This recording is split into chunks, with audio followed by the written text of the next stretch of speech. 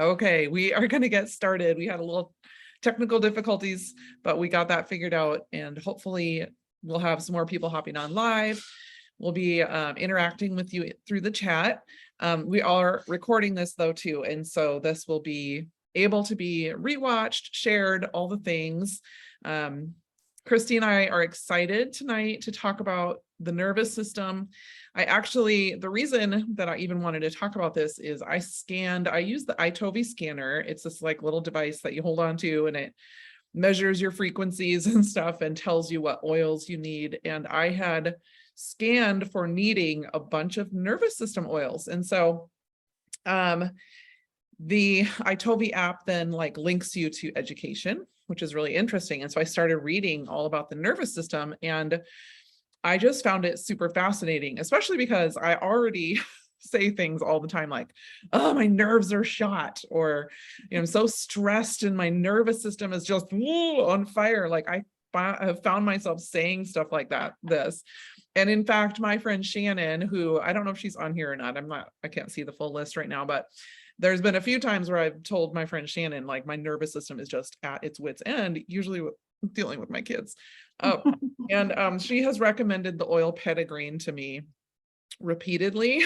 And so this is actually one of my go-to oils when I am feeling massively stressed out by my beautiful family. So anyway, so that's kind of been like the extent of my like nervous system talk, chatter, whatever, and the oil that has been my go-to. So when I scanned for these oils and I got kind of interested in this topic, I really started like diving into it. And so that is kind of the background of what even brought us into doing this class. And so here, let me pull up my notes here because I want to make sure I stay on track. So, okay, so this last weekend, I was in Flagstaff for a soccer tournament, and there was like a few moments where, okay, there's this one specific moment where I was standing up watching the game. There was a lot of things happening on the field in that moment.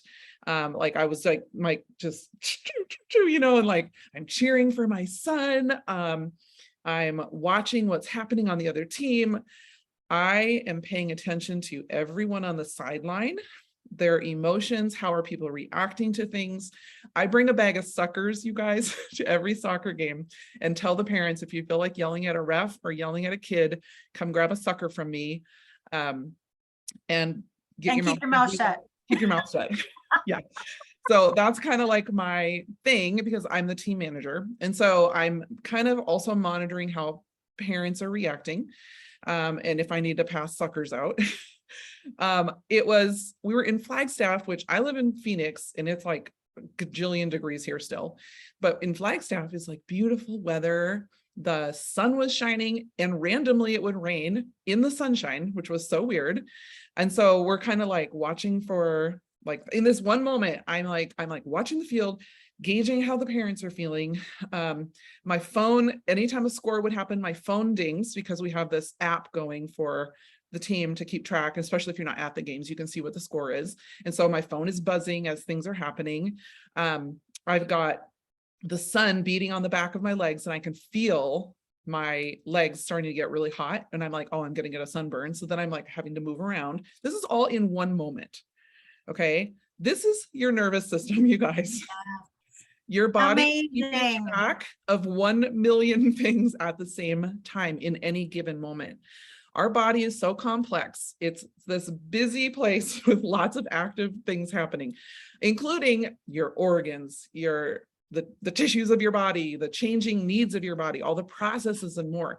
And the only way it successfully balances all of these things is communication. And that is what your nervous system is. Okay. It's this big communication system throughout your body. It's made up of 7 trillion nerve cells. Your nervous system makes up a highway of communication that stretches from the tips of your toes to the top of your head, makes it possible for your senses to work, for your brain to think, for your limbs to move, and for all the various organs to do their jobs without even conscious input. Okay, so this communication highway, your nervous system is working. If it's working well, everything, your body parts are coordinating. You're getting things done, like you're learning, your basic health is well, like you're enjoying the emotions of life, all these things. All right. But when it isn't working well, it's kind of a Tower of Babel situation where all of a sudden things aren't communicating well. Things aren't communicating well with each other. So you can end up with like motor, sensory, emotional, mental, and organ functions that can be disrupted or even damaged because they're not communicating well together. So one of the questions I had was, well, I thought your brain did all handled all that, because we kind of talk about like your brain makes everything work, right? Well, okay, so what's the difference between your brain and your nervous system? Well, the brain is actually part of the nervous system. So to be specific, the nerves in your brain, plus some nerves in your spine, make up what they call your central nervous system.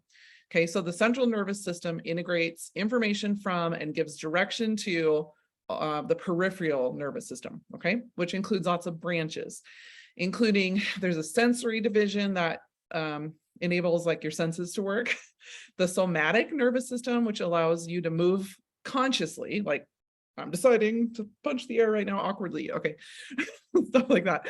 And then your autonomic nervous system that runs all of your unconscious bodily functions through one of two branches. And we're probably going to focus mostly on these two tonight, which is your sympathetic nervous system and your parasympathetic nervous system.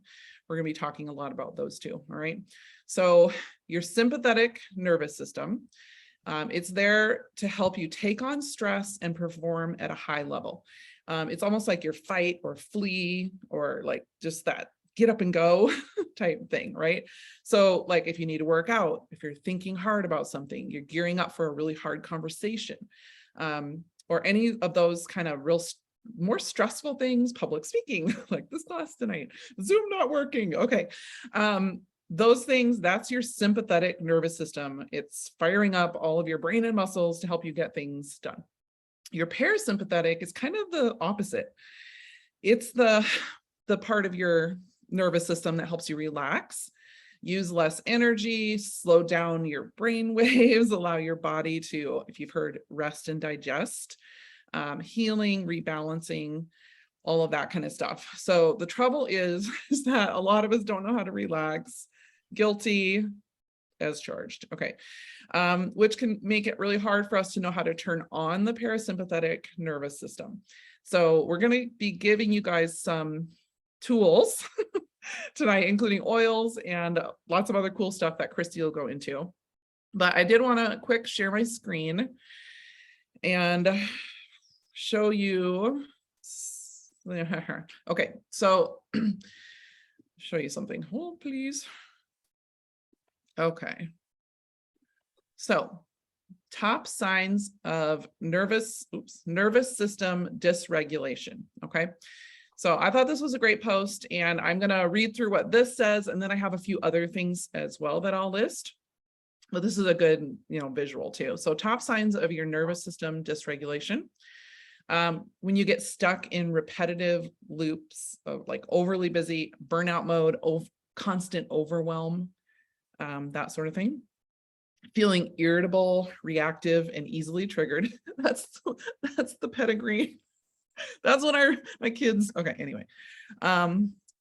When life feels boring, when it's not filled up with busyness and chaos. Your body is often tense and breathing can even become rapid and shallow.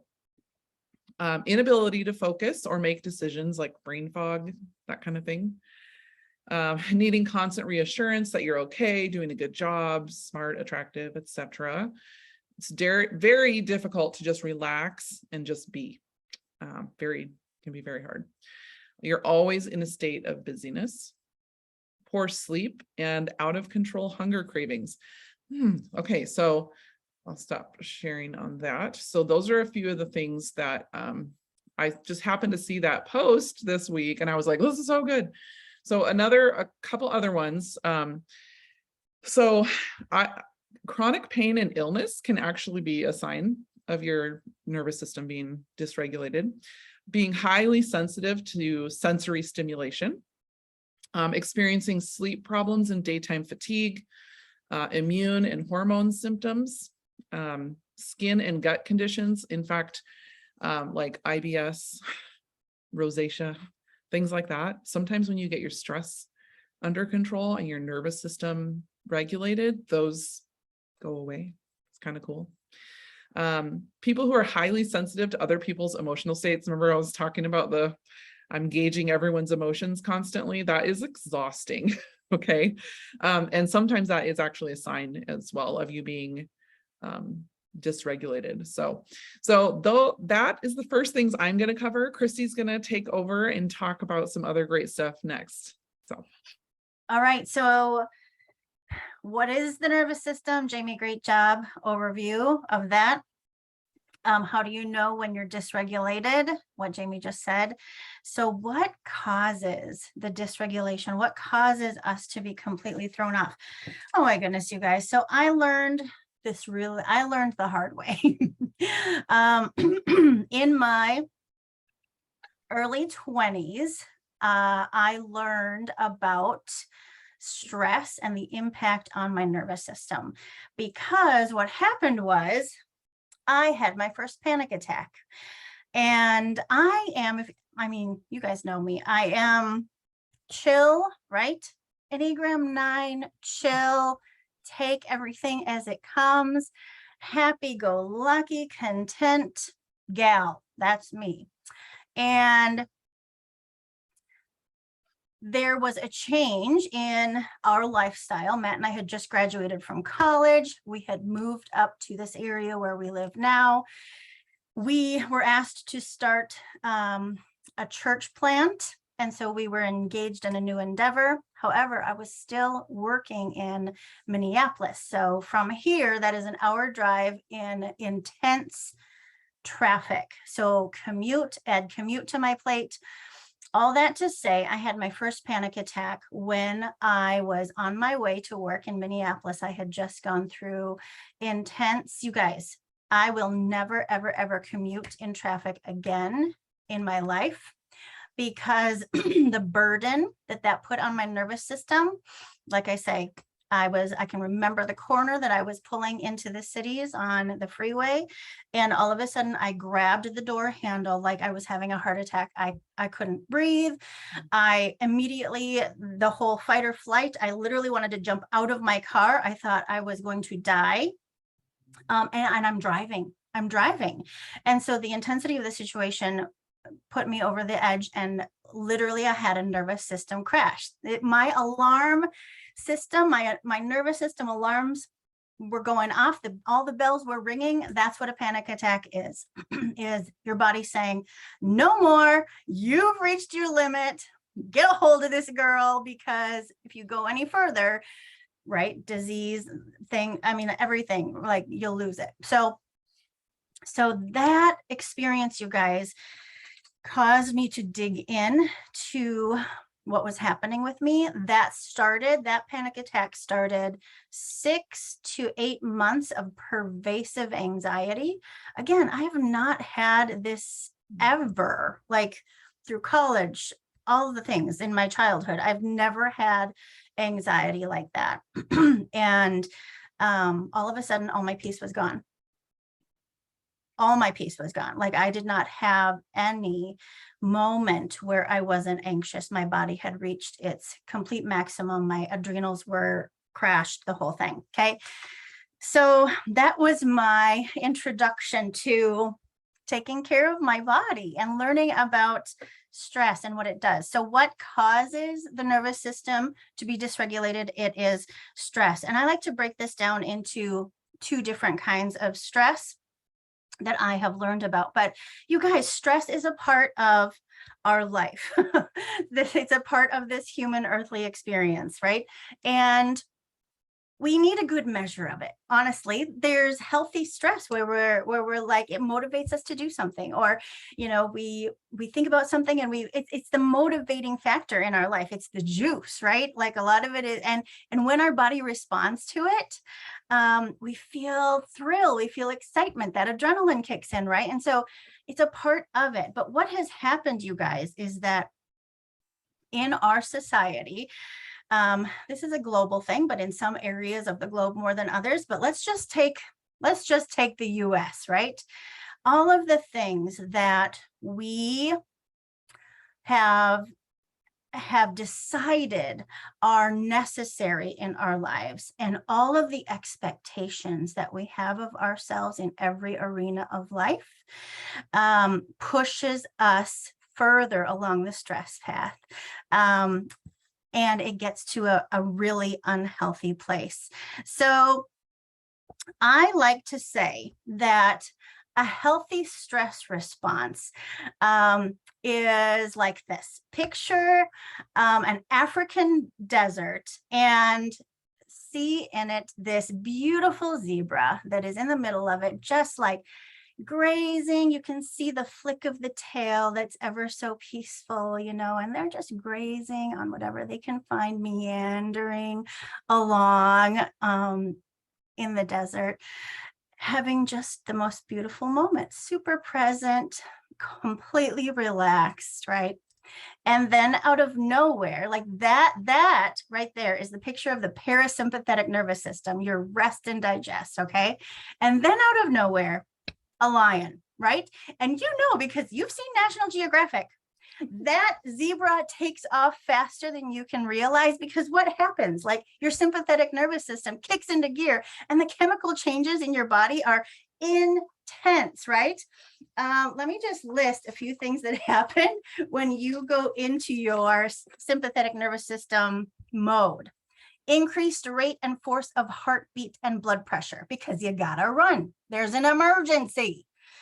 Reduced blood to the glands and increased blood to the muscles. Why? You're running away, okay? Increase in the cellular metabolism throughout the body, blood glucose increase in rate of blood coagulation. Why? Because you might get injured, you might be hurt, and your blood needs to coagulate like that, right? To save you. Increase in mental activity. Inhibition of digestion, gallbladder, and bladder, because ain't nobody got time to pee when you're being chased by a lion, right? And so, like, that's what the sympathetic nervous system does, is it like shuts down your digestion and your need to go. And breath is shallow and in the throat, okay? And this, so what does the sympathetic nervous system do? It helps you to escape from emergency situations, right? But then what happens? Oh, emergency over. That zebra who was just chased by the lion and outran him, right? Within minutes is back down to the parasympathetic restful state, okay? And that is where your digestion kicks in again. You have a calm heart, muscles are at rest, relaxing the mind, blood pressure goes down, breathing becomes deep and relaxed. You guys, we live like we are perpetually chased by a lion. Yep. So I want you to be mindful throughout the day of how much you actually are in that state where you sense your blood pressure is up, right? You sense maybe an increase in your heart rate. You're not digesting. You're not going like you need to, right? Your mind is racing as if you are being chased by a lion. So I call this lifestyle stress, you guys. It's this perpetual state of emergency. We were designed to have the response to this, to protect ourselves, but we are not designed to live in this state. I like to say we were designed to live at camel pace, and yet we live at cheetah pace. These are just some images and visuals, you guys, that are good. It's like if you stretch. So if you stretch a rubber band, right? And this is just another visual. That rubber band if you don't stretch it for long, will go right back down to its state. That's like our healthy body is, yep, we have periods where we are stressed and then whoop, we go back to our relaxation. But if you hold that rubber band for, days at a time, what happens? It loses its elasticity and actually doesn't ever go back to its original state. And unfortunately, you guys, that's what's happening to us, is we're pushing it to the max. We don't give ourselves the space to relax, which we'll talk about later, like ways that we can immediately go to this restful place.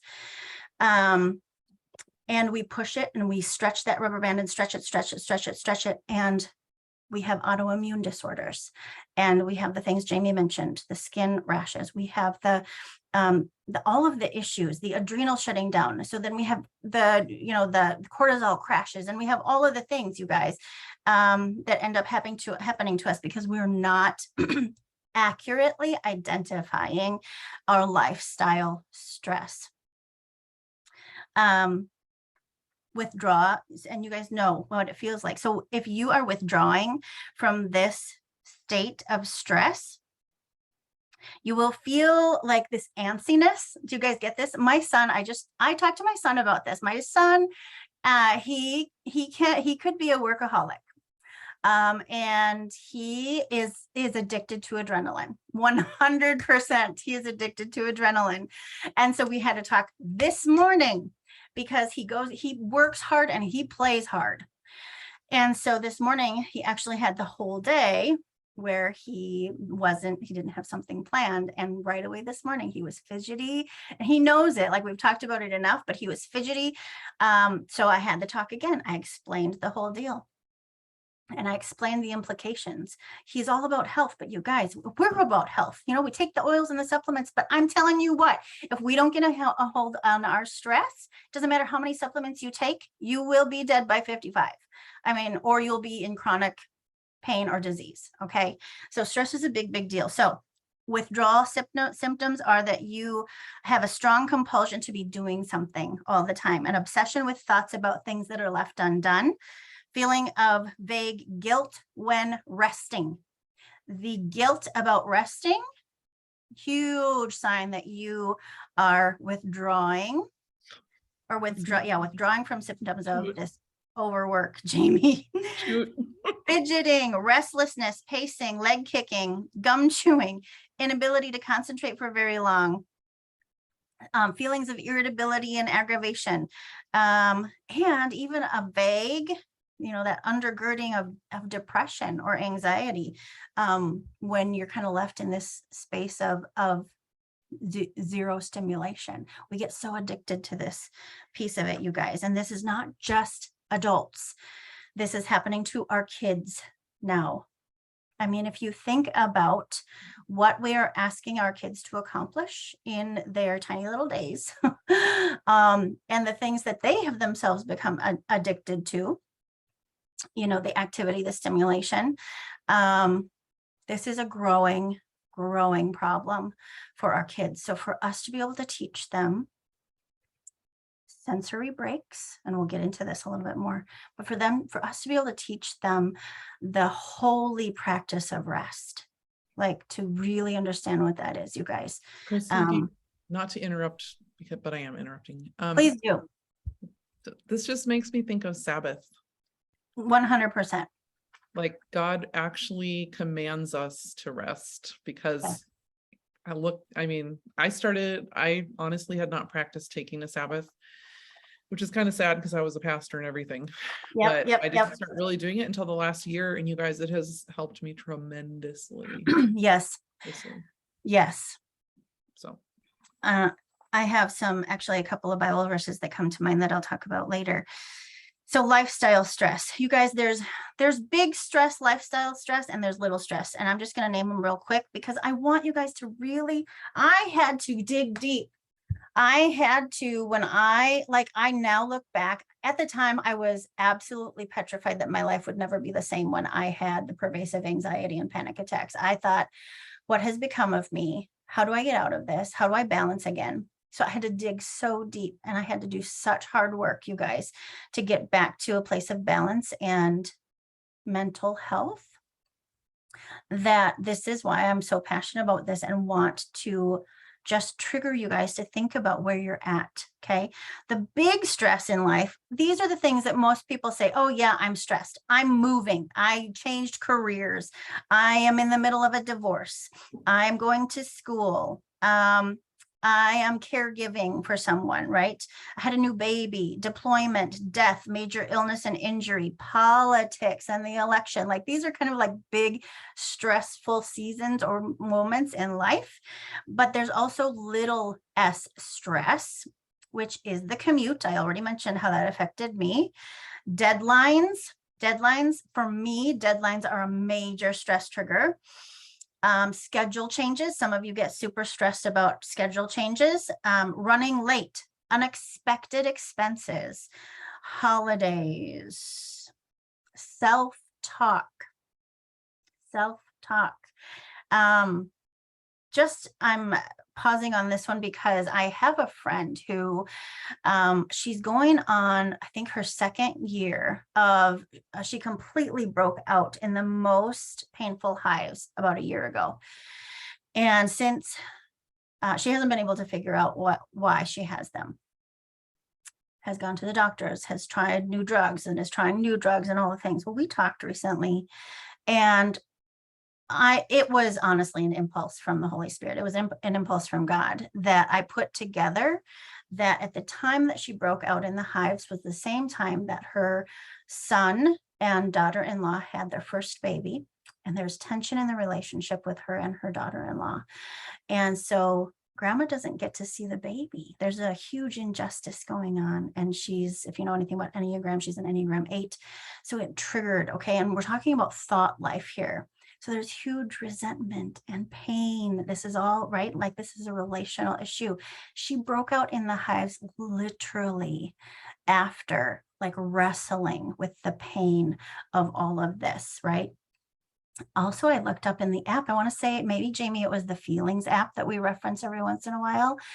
I looked up hives, and in there was something that also triggered the connection between the really tense stress with her kids and her grandkids, and then the hives. So all that to say, you guys, these are things that affect Want us. to read it? Yeah. So hives, it says small hidden fears that are finally surfacing, feeling mistreated, Yes. ability to view things with the correct perspective, anger, perceiving someone has inflexible behavior, wanting to protest but unable to.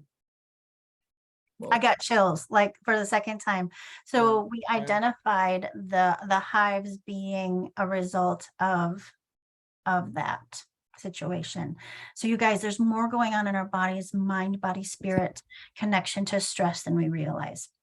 So paying attention to the big stress, the big S stress, the little s stress, okay? So lifestyle stress. I want to hit on the second type of stress, life trial stress. So the first is lifestyle stress, and the second is life trial stress. And this, you guys, is where there's severe mental, there's severe emotional stress or physical injury, right? So we're talking about trauma. We're talking about trauma. We're talking about the really, really, really hard things that we deal with in life. I mean, abuse, right? War and combat, living through tragedy, the death of someone we love, injury and illness, a national disaster, early childhood trauma. Okay, so these are also life trial stress, major impact on our nervous system. Okay. PTSD. Absolutely. We did have someone ask in the Q&A, how does having PTSD intertwine with this whole issue? So yes. Oh, well, yeah. So when Jamie explained that there's a communication, a beautiful balance of communication that's going on in our body because of the nervous system. So just think about stress and trauma as being the roadblock to communication. And our body. And when you think about the parasympathetic and the sympathetic nervous system being unbalanced, like we want them to be balanced, a nice balance between those two in the autonomic nervous system. But when, right, the scales tip, then everything else is a domino effect in our body because of that. So Jamie, I think that I covered. Yeah. So we're going to talk next about some oils that are really great for supporting your body. So just based off of what we just talked about, I cannot say enough good about the Freedom Sleep and Freedom Release collection. And in fact, I'll talk about sleep here in a minute and how important that is with your for your nervous system recovering. But that kit is amazing if you're dealing with that second type of stress that Christy talked about. I could share my own stories, but I don't feel like crying, so I'm not going to. You know how that goes. Moving on. Trauma's still hard. It's hard to talk about. Yes. Even years later with having done a lot of good things. So, but I cannot say enough good about that, especially with the sleep part and then just kind of releasing some of those emotions and things through your body. Those oils are wonderful for that kit. Okay. So oils, you guys, are a great tool for supporting your nervous system. Now, they're not the one-stop shop. Like, you have to do a lot of things to take care of your nervous system, including sleep, diet, like breathing, like all sorts of stuff, right? Like but oils are one of the ways that you can support your nervous system. And they interact quickly with your body. In fact, essential oils applied directly on your skin can pass the blood into the bloodstream and be distributed throughout your whole body and all the tissues in like 20 minutes or less. I mean, it's like a quick thing to grab and start using to really help your nervous system, which is why Petitgrain is one of my go-tos when I'm feeling it in my home, right? But let me go through and I'm just going to read some oils off to you. You can take notes. Obviously, we are recording this, so you can grab this all later too. But so for your sympathetic nervous system support, how to support that system specifically, this is a pretty good list, including fennel, ginger, eucalyptus radiata, peppermint, rosemary, and black pepper. And then the blends, which I grabbed these because I actually have them handy because I use these all the time. Clarity, amazing. And brain power is another really good one. So those really help support that sympathetic nervous system, those oils. And then your parasympathetic nervous system, you won't be too surprised about this list of oils considering it's based on rest, but lavender, valerian, patchouli, marjoram, ylang ylang, rose, in case you need an excuse to get that oil, vetiver, Idaho blue spruce. In fact, there's a challenge within the Young Living community right now to wear this every single day. If you're not doing that, you can start today if you want. So there's so many benefits, but for that parasympathetic nervous system, right? Okay, and then some of the blends are peace and calming. Wonderful for this. Okay, harmony, which I forgot to grab, sorry. Valor, okay, another great one. And then rutabaga, right?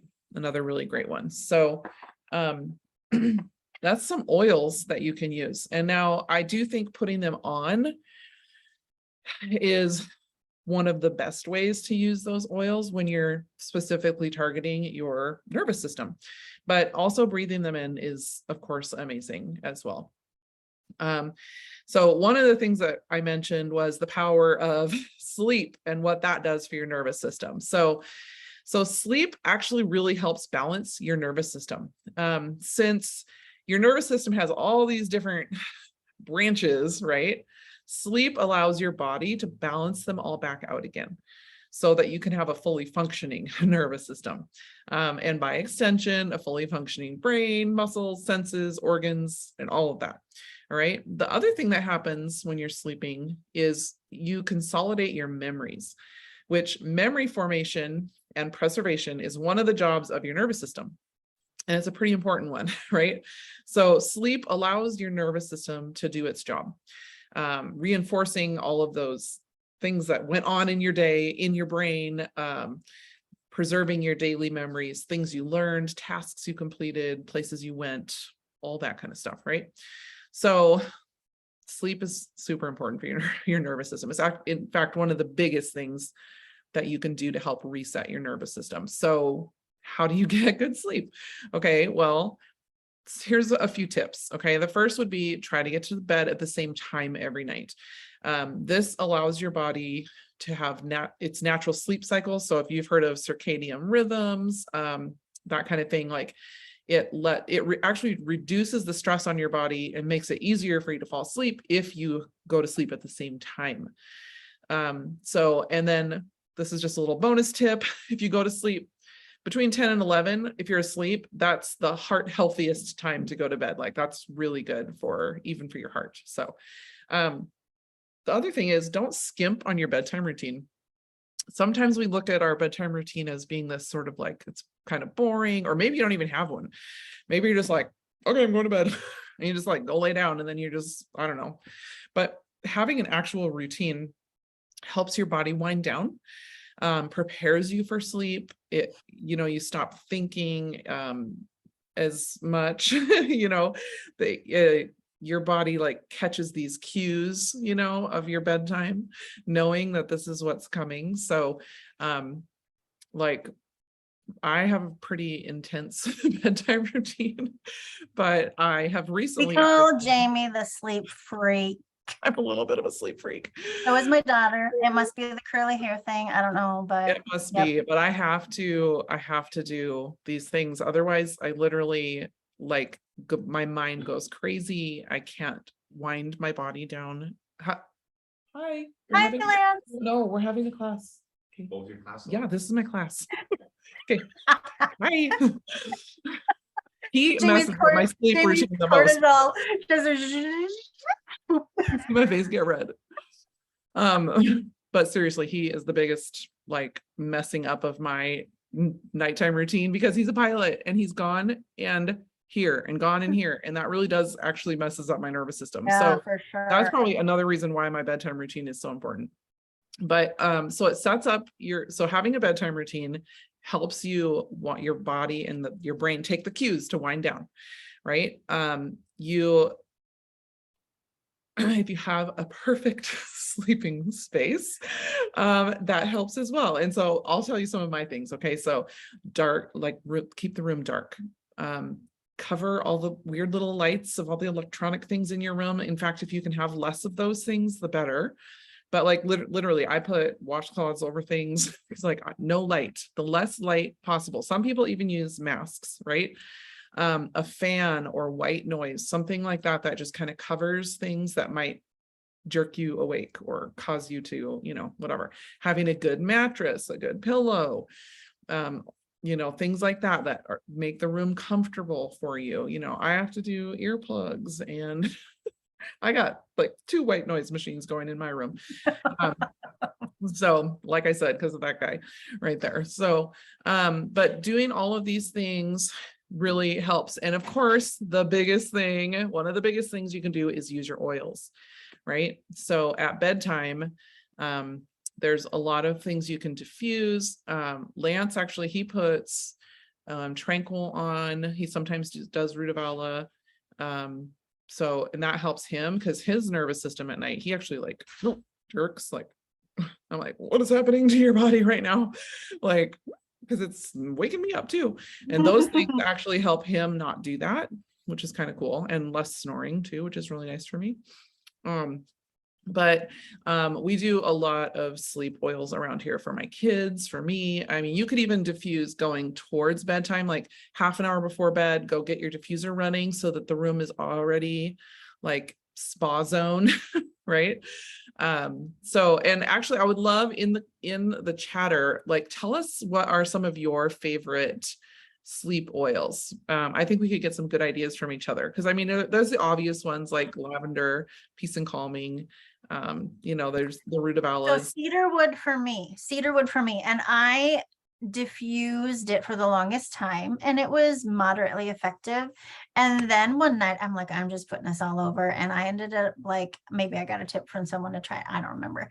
And I put about 5 drops in my hand and rubbed it around my belly button. So we're talking about like, when you think about you hold tension from the day in your gut, like you can apply your sleepy oils to your gut, because your gut, right? Like it's the place that kind of like controls so much of how we're feeling. And so I did cedarwood around my belly button, and you guys, I mean, this was a long time ago, and that is the ticket for me. I get deeper sleep. I fall asleep faster. So play around with putting them on in different places and diffusing, right? That's awesome. Ashley said cedarwood and frankincense and Roman chamomile. Jan said she finds that tree oils help her sleep better than any of the other oils. I would agree with that for me as well. Elisa said she makes a blend of lavender, cedarwood, vetiver, and sacred frankincense. And Annie uses orange for happy dreams, and I love that. Valor on her jumpy legs, which I actually use peace and calming for my jumpy legs. So I would say something about the dreams, Jamie. I've had a lot of people, when they start peace and calming, they actually have a lot of disturbing dreams at first. Some people don't, like maybe you never did, but peace and calming tends to be one that I hear feedback at nighttime that people had crazy, sometimes disturbing dreams for a period of time. If they stuck it out, they actually, it might be a way of processing, right? It might be processing some things, right? And then after a period of time, they did not have the crazy dreams anymore. So there's some amount of emotional release too happening at night. Yeah, for sure. Lauren said that they use Northern Lights black spruce. Rachel said they use Valor and lavender and orange in the diffuser. Awesome. Ashley also tranquil. Joanna said she tried valerian once and it was too strong for her. So that is a real strong one. It's a strong smell and it's powerful for putting you to sleep too. And it's good for your emotions. Imagine that.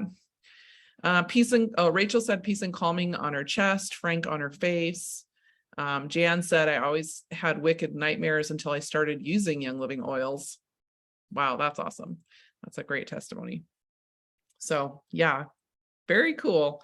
So I did want to just say that the starter kit that Young Living sells actually has a lot of wonderful oils in it that are great for your nervous system, for your digestive system, for sleep, for your respiratory system, which that's where a lot of times where we carry anxiety, is in our chest, grief, in our lungs, things like that. And this starter kit is amazing with how many things it has in it for what we're talking about today. So I just wanted to point that out because this little beauty is always a good idea.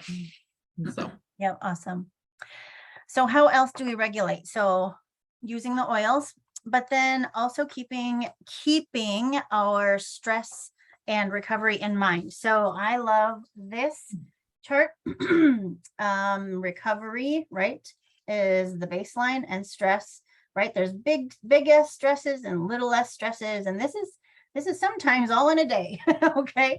But this is more meant to say we have seasons, right? Like right now, back to school, I would say is a bit more of a stressful event, right? So we have a peaks and valleys, you guys. And I want us to be in our valleys as much as we're in our peaks because we don't. So peaks and valleys. And when you are in the valley after a stressful season, especially, it's going to feel super uncomfortable. The valley is a place where you might be a little more melancholy.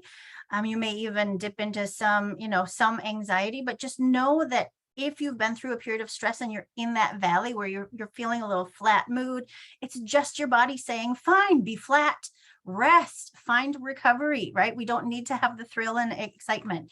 And also when you're in the recovery modes, and we're talking daily, you guys, sometimes we need to absolutely monitor the stress in our day by hour by hour and say, I need a recovery space. This is about self-care. This is about loving ourselves and wanting to be our best self for everyone, right? And if we don't, we are not. But in the recovery modes, the other thing that I have started to do on a daily basis, and there is an enormous amount of study that has been going on, and the research continues to just blossom about mindfulness practices, right? This is the practice of removing ourselves from the sensory stimulation going on during the day, okay? Disconnecting from our physical environment. I didn't just pull this information, you guys, to have a nice little thing to talk about, like how to relax. I personally believe that the success with which we do what I'm about to tell you will determine over time your mental health, physical health, happiness, joy, living in peace. Okay, so I take it very, very, very seriously, and I would ask you to give it some seriousness as well.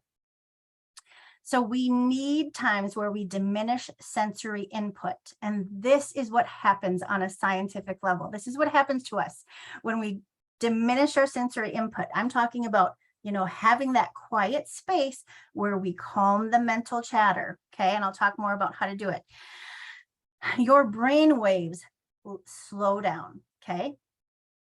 You go from beta waves, which beta waves is the awareness of your senses. Everything you can smell, taste, touch, feel, right? Here, you're so highly aware about your physical environment in the beta wave stage.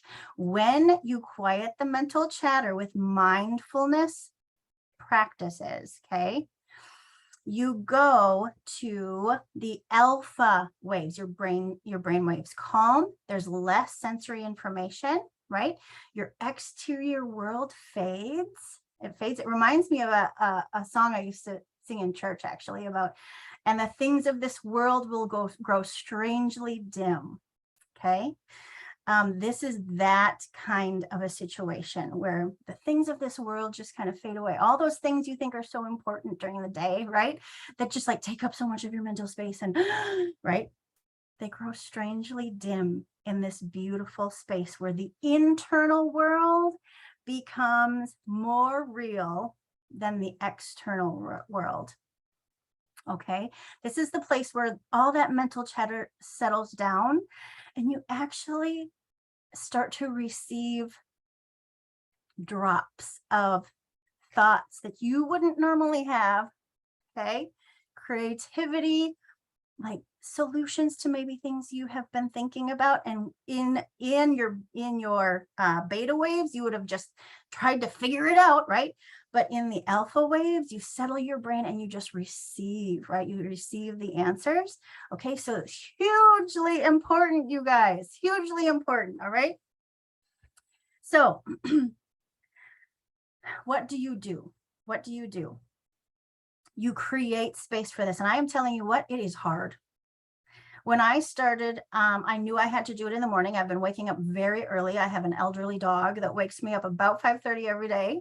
It's been a blessing in disguise because I have a quiet house. Okay, so you need a quiet space where you literally sit, close your eyes. And it is very helpful. I learned a tip that has helped me immensely to quiet the mental chatter, to have something, right, to like focus on. That's usually like, maybe you started your diffuser and it's the sound of your diffuser. Okay, that's a sound usually. Maybe it is your furnace that will be going pretty soon in Minnesota, or the air conditioning in Arizona. So you can hear the hum, the slight consistent hum of something. So you sit, you close your eyes and you just focus, and you focus on that one sound that is literally nothing, right? It's nothing, but it's giving you a place to put your attention so you quiet your mental chatter, all right? Well, here's what happens is you have a release of oxytocin, and this signals a chemical. It's now actually called the Zen molecule. It signals nitric oxide in your body, which then signals this other 4-letter word that I don't even know what it is. It's a relaxing factor in your body. So these chemical reactions happen when you quiet your mind, which causes, get this, it's so funny. Like, you know, in our spiritual practices and in reading scripture, we see all these verses, right, about meditating and prayer and calming your heart. And my yoke is easy, my burden is light. But what does that actually mean in the body? Well, this is what it means. So this nitric oxide in your body, when you calm your mind, it causes the arteries in your heart to literally open up. Your heart is filled up with blood and oxygen. And physiologically, you often have the feeling like your heart is full. My husband, he has actually told me different times, and he's been in this state. He's like, I just feel like my heart is full, like literally a physiological sensation. He's like, it's just so big right here. My husband's very expressive. So he has sensed this, okay? And this is the cool part for me, is you experience a level of peace that passes understanding. Your cup runneth over. Surely goodness, all of a sudden your perspective shifts. Surely goodness and mercy follow me all the days of my life, right? Well, the authors of these scriptures in the Bible, they understood mindfulness practices, you guys. They understood how to quiet themselves. Super, super important. So that place of quieting your heart and quieting your mind is not just some nice thing that we say, right, to maybe get some answer from God. Usually that's what we do. We go to prayer so that we can make a request. This is not making a request. This is sitting and quieting your heart. So sensory, I challenge you to a sensory break challenge this week. So write this down. I want you to try this. Find a quiet place, and 15 to 20 minutes is all you need every day. 15 to 20 minutes. I'm not asking you to sit for 45 minutes or an hour. I have been doing it for 15 to 20 minutes a day, and it's making a huge difference in how I wake up, how I do my day, my peace, my joy, my contentment, my appreciation for all things. Okay, so 15 to 20 minutes a day, I want you to sit, find a quiet place, close your eyes, and focus on some consistent noise, and just quiet your mind and quiet your heart. You are going to have thoughts that come in depending on the day and what's going on. You just let them come and you let them go, and you just focus back. And if it was hard that day, you just do it again the next day. You don't like add 15 minutes to the clock to say, oh, I got to do that better. Well, all of a sudden you're forcing something, and that's not what this is about.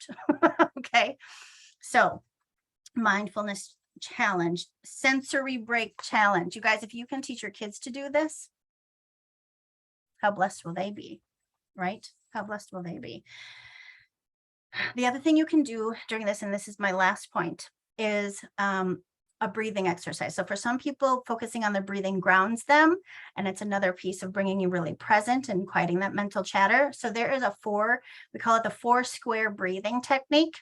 Very easy to remember. It's just 4 counts. So you literally are going to start in 4 counts, breathing in, holding it for 4 counts, breathing out for 4 counts, making it nice and slow, and holding it down there for 4 counts.